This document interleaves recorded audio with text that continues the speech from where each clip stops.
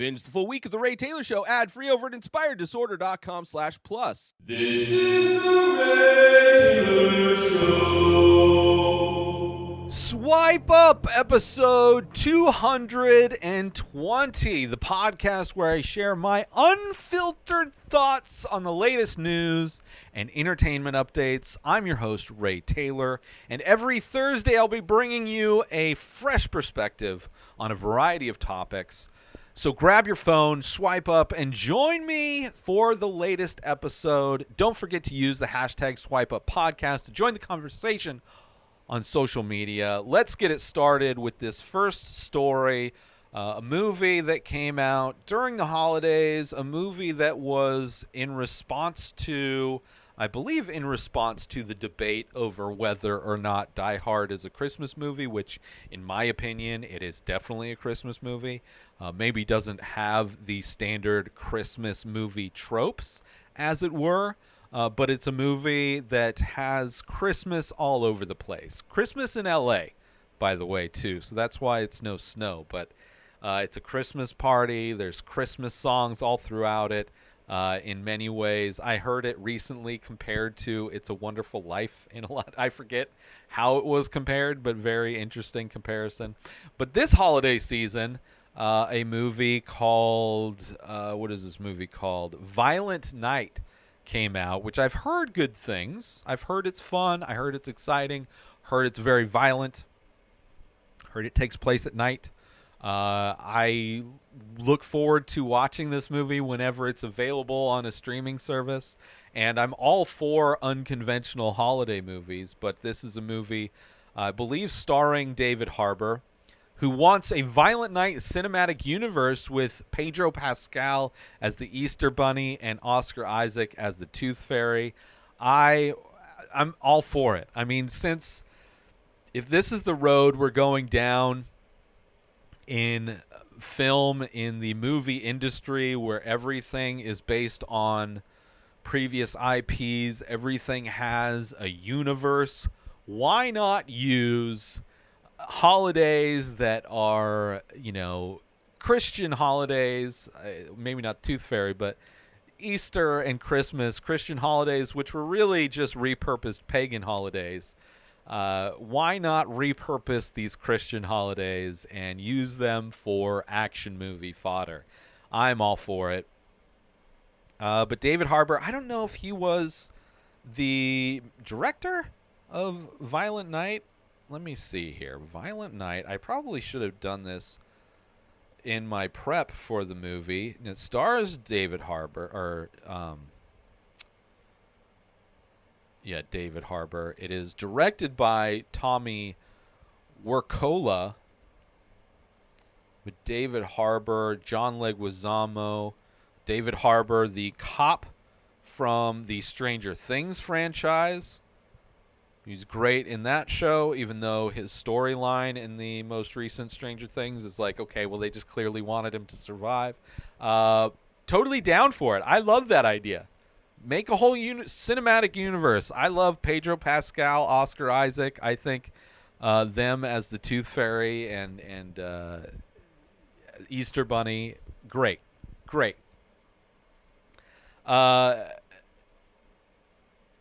The universe will inspire DreamWorks animators' Rise of the Guardians, which is interesting.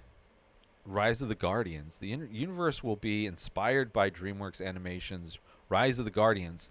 I think that was a Zack Snyder film about owls? Is that right? That doesn't seem... That's interesting. I don't know how that relates. It will feature live-action versions of beloved holiday characters as an Avengers-like team. Sweet. Let's do that, right? Whether it's the Avengers or whatever DC's doing now that James Gunn has taken over, or even what they're doing in India with the Brahmastra film series, where it's a very much a Avengers style team of superheroes. I'm all for it, especially considering this is like a violent action film, right? Let's take on Let's take on and use and you know, add some toxic masculinity into these beloved child characters. Let's do it.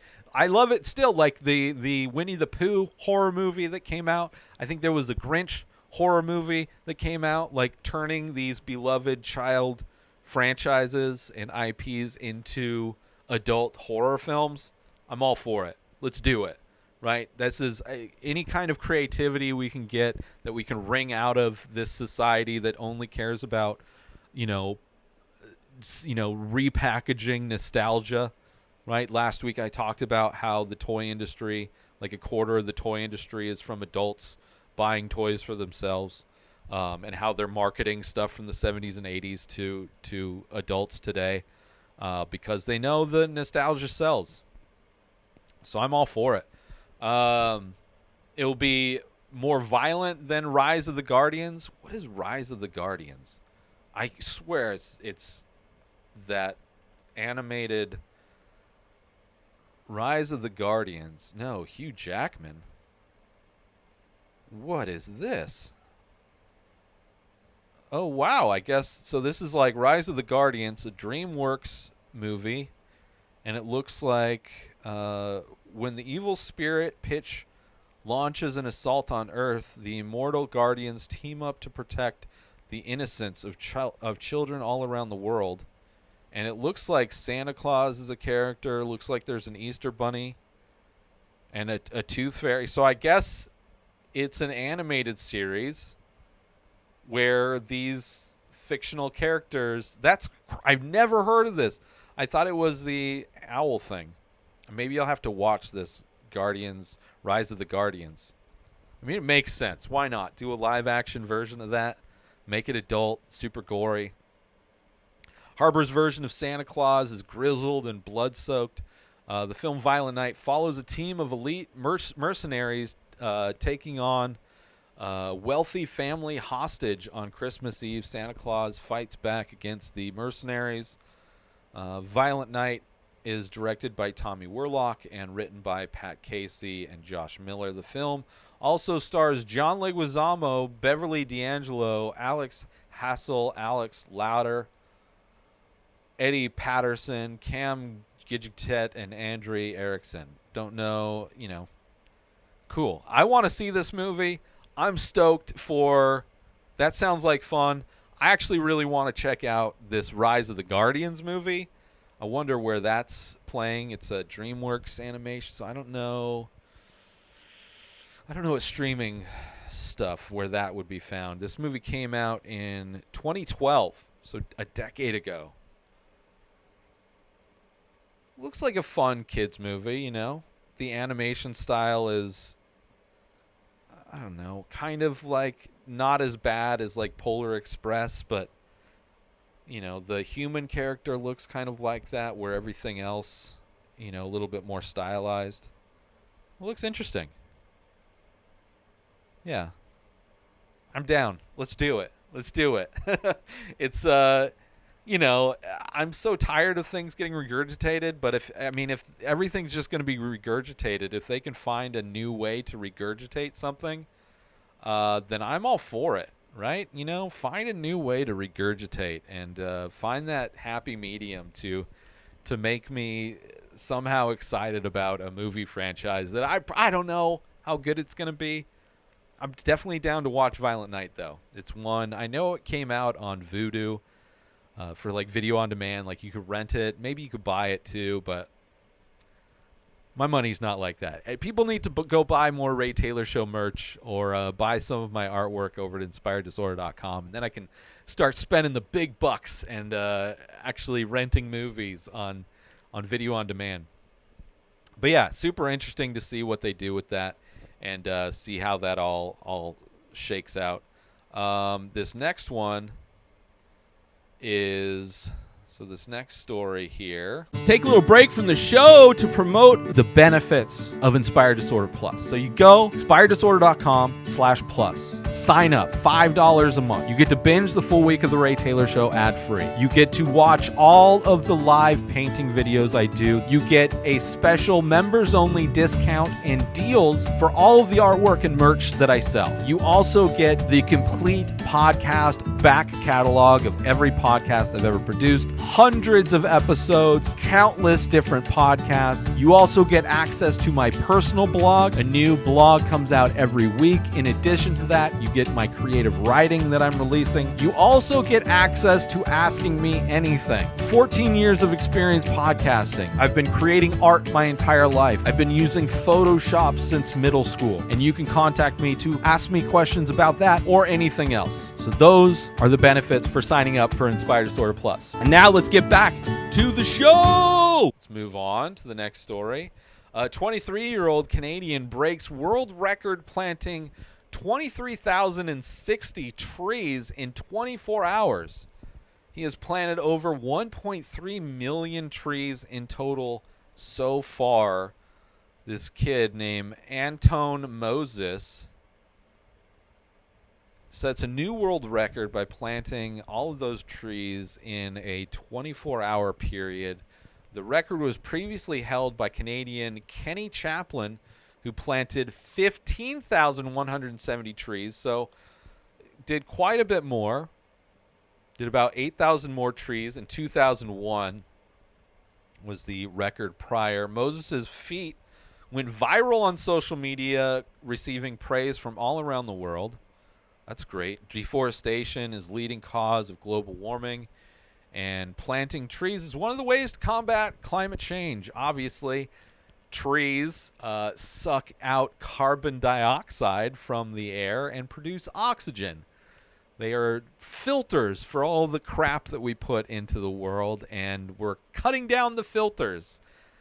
So I guess it's nice that he's planting stuff. I mean, but the thing is, this is great, right? Not solving anything, because a lot of the trees that are getting cut down are like mature trees that are habitats for a lot of other living creatures that are just being wiped out and just erased from the history of our ecology, because people want to make paper products and use wood for different things, and just slaughtering giant aspects of the world that literally help purify our air. So it's nice that at least they're planting, but it's not like these thousands of trees or millions of trees that he's planting just grow overnight, right? As opposed to if we used products like bamboo or hemp, which grow at an amazing rate, can be used for all of the same things trees can be used for,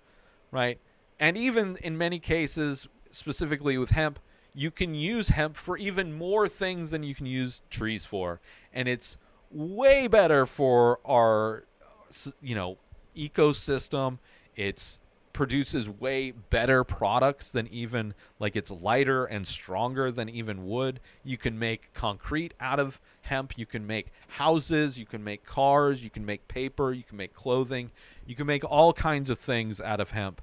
And because of the war on drugs and because of propaganda, we're still cutting down trees, because those businesses don't want to go out of business. The same reason why the fuel companies, the people that petroleum companies put out so much propaganda to protect their business assets, to keep doing the thing that they're doing and raping this planet. So, but it's good that, he went viral. People around the world know that there's an issue, and doing things, whether it's planting trees or, throwing tomato sauce on the glass that protects a painting that is not magical, doing these things to bring awareness, going viral, promoting awareness for a situation that, the governments and corporations of the world some dragging their feet, pretending, doing as little change as possible. So I don't know. I'm glad this guy's getting popularity for doing this. This guy had a crew with him though, of 6 people in his record. So I don't know how that's allowed. Like, what if he had 1,000 people in his crew, and they broke the record? That's not really that impressive. I don't know. I wonder what the original, how many crew members the original guy had. The video of Moses's feat has received 1.7 million views on social media. The Guinness Book of World Record website officially recognized Moses's achievement. Moses shared a picture of the Guinness World Record on his Instagram and said, "Officially amazing." Global leaders are currently meeting at the the COP27 summit in Egypt to discuss limiting global warming as part of their fight against climate change. And yeah, I mean, it can happen. It can literally happen overnight. Make regulations on corporations and military. I mean, the U.S. military is one of the biggest polluters in the world. And, governments are in place to make rules. That's how they fixed the ozone layer issue. They got together and they made the things that made the ozone deterioration happen. They made those things illegal to use, and bada bing, bada boop. We don't hear about that because they change. It's very easy. Very easy. And they can do that. We have alternate sources of energy, and you can make it illegal for companies to produce, use, and pollute. But then you get people like Trump in office that deregulates everything, looking for the quick buck, as all of his type of people do, looking to make money, whether doesn't matter about human existence, the planet's existence. They don't really care. Doesn't bother them whatsoever. It's profit over people 100%. But kind of good news to see this thing get popularity. It's good news when those, climate activists are making it look like they're destroying priceless art when in fact the art is completely protected. And I would imagine in many cases are just replicas of the art in general, And the fact that art is meaningless if we're no longer able to survive on this planet, then, it's pretty, as somebody who makes art and is trying to make art for a living, everybody that gets upset over these climate activists using famous artwork to get attention, I'm all for it. I am 100% all for it. It's not magical art. If people really cared about art, then they can actually support artists who are alive today. Collect their work, and maybe make the changes, force corporations to make the changes so they stop having to protest, right? If you really care. But I think a lot of people just take the opportunity to pretend, right? This is like virtue signaling. People that cry over artwork that's not even being destroyed by these climate activists to try and make a point. Everybody that complains about that is virtue signaling, right? They're trying to make themselves seem like the defender of art. But they're not. They're just trying to be the person without having to do anything. It's kind of hilarious.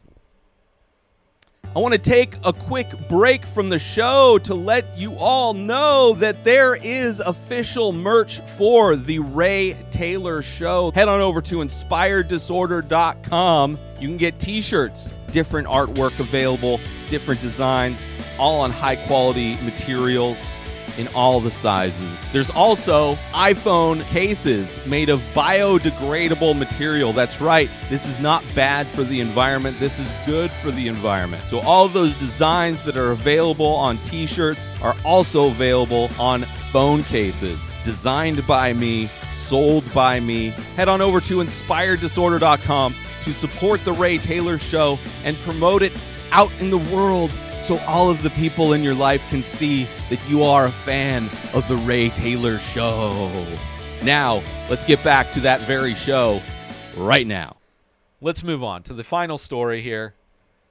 The final story is about, it's new year 2023. We are now in the year 2023, but to look back at last year, this story is about how many children have been killed or injured by gunfire in 2022. Over 6,000 children, to be specific, have been killed or injured by guns in 2022 in the U.S. It is the most ever recorded in the 9-year history of the nonprofit Gun Violence Archive.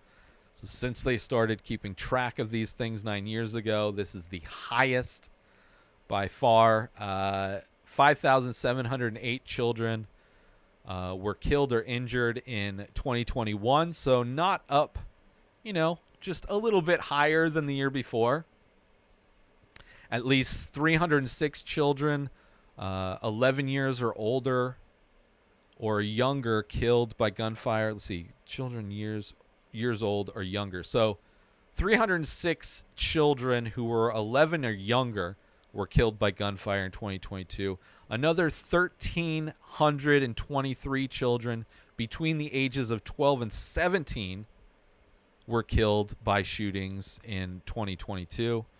And 2,859 children killed or injured by gunfire in 2014. So the first year that they tracked, it was almost half. It was less than half when they first started. So it's doubled since they first started keeping track of this, the amount of kids who were killed or injured. It's just the trend, right? Because the delusion that owning a gun is going to stop somebody from being shot, the delusion that owning guns is going to allow you to fight against the United States military, the delusion that people have guns to protect the country from traitors, which I didn't see any of these gun owners trying to stop the Trumpers from trying to overthrow the government on January 6th. The delusional excuses that all these people have to justify owning a device specifically designed to end life is ridiculous. Because they define what these people a long time ago wrote. They define what those people wrote as an excuse to own these guns, as if it's some God-given right, as if the Constitution, or as if the Second Amendment was written by Jesus Christ himself before he went up on the cross, Instead, it's because of propaganda that the NRA and different groups like that push, because they want gun manufacturers to make a lot of money. Politicians get paid off. They make a lot of money at keeping guns legal, right? But this delusional, this insane idea that just owning a gun is somehow going to protect you from being shot, because guns don't stop bullets, right? You think you're going to have the opportunity, somebody wants to kill you with a gun, you think they're going to give you the opportunity to make sure you get your gun and stand out in the middle of the street like OK Corral style and do a quick draw type of ordeal? No, you can't. Were you going to dodge the bullet first and then fire back? Not to mention the excuse of mental health, which nobody seems to. They blame mental health, but want to do nothing in order to actually help people who have mental health issues. They don't want to stop stigmatizing anybody that has a mental health issue, calling them weak or whatever, calling anybody who is trying to receive mental health as somebody who's weak, as if humans couldn't change on a dime. Traumatic events happen all the time and change somebody who would never have considered using a gun to kill somebody or kill themselves. Events happen all of the time that change people's mentalities. All of the time. So just because you are of sound mind and body when you go to purchase your gun, and you're buying it to quote unquote protect your home, or to quote unquote go hunting, or to quote unquote target shoot. You cannot guarantee that an event in your life will change your mental health status, will change the way you think and want to handle a situation.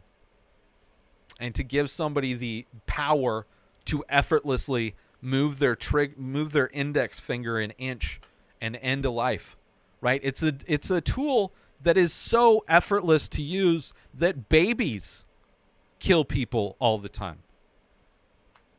It's just insane that people defend guns. I'm sure there's going to be a bunch of Second Amendment fragile little snowflakes crying about this in my comments, regurgitating all the same bullshit propaganda that they always do in their what they believe is justification for owning these tools that are specifically designed to end life, these things that they don't want to put any blame on, blame everything else, yet want to do nothing to actually mitigate those things. Right? These just like going in circles in order to just keep pushing the profits of gun manufacturers up, because that's all they're doing. That's all they're doing. They're not protecting themselves. They're not protecting other people. The delusional idea that owning a gun protects you, then America would be the safest place on the planet, because we have more guns here than anybody else, exponentially more than anybody else in any other country, and people die all of the time. All of the time, constantly. Mass shootings, constantly. More than daily in this country. And if guns actually did what their delusional propaganda they regurgitate, then we would be the safest country on the planet. But we're not. We are the most dangerous. You're more likely to die as a child by gunfire than you are as a police officer. Being a cop isn't even the most dangerous job. It's way more dangerous to be a delivery driver. And yet cops add and contribute to the amount of children dead by gunfire, because cops love shooting people, men, women, children, doesn't matter, unarmed, armed, whatever. They're always afraid for their life, no matter what. Oh, there's an object, maybe. They have a story. They tell the story. Media runs with the story. Very little oversight or investigation into the constant lies that are told, even if it's caught on videotape. So rarely do the police ever receive any kind of punishment for executing and murdering unarmed people. Constantly. Children dead because of police officers. Shot in the back. That's how cowardly so many cops are. A child trying to get away from a terrorist. That's what police are, terrorists. Because they murder innocent people constantly.